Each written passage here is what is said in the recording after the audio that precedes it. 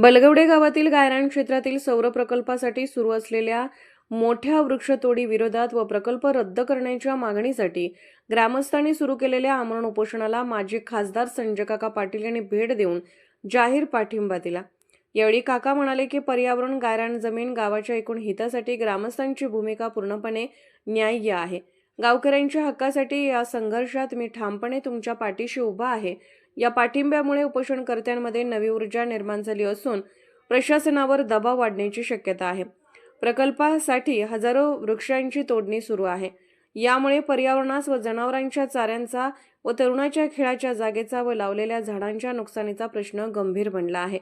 प्रशासनाला प्रकल्प रद्द करण्याबाबत विनंती करूनही न्याय न मिळाल्याने उलट पोलीस संरक्षणात वृक्षतोड झाल्याने उपोषण सुरू केले आहे। यावेळी ज्योतिराम जाधव यांनी प्रशासनाकडून जिल्हाधिकाऱ्यांची झाडांच्या संख्येबाबत दिशाभूल केली जात असल्याचा आरोप केला। प्रकल्प रद्द होत नाही तोपर्यंत आंदोलन सुरू ठेवण्याचा निर्धार त्यांनी व्यक्त केला आहे। बलगवडीतील काही ग्रामस्थ उपोषणाला बसलेले आहेत। विषय हाच आहे की सोलर प्रकल्पासाठी शासनाची दिशाभूल करून जे गायरान आहे आणि ह्या जे बलगवडेकरांनी अनेक वर्ष सांभाळलेलं आहे तर ते गायरान सगळं संपून जातंय। 5% अट आहे ती त्यामध्ये बसत नाही।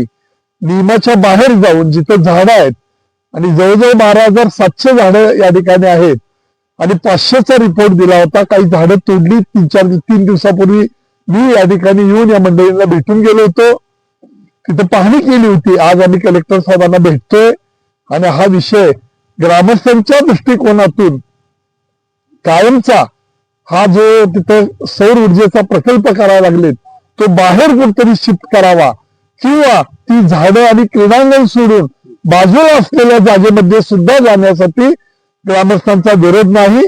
कलेक्टर साहेबांच्याकडे जाऊन आणि याविषयी चर्चा करून यातनं मार्ग काढू।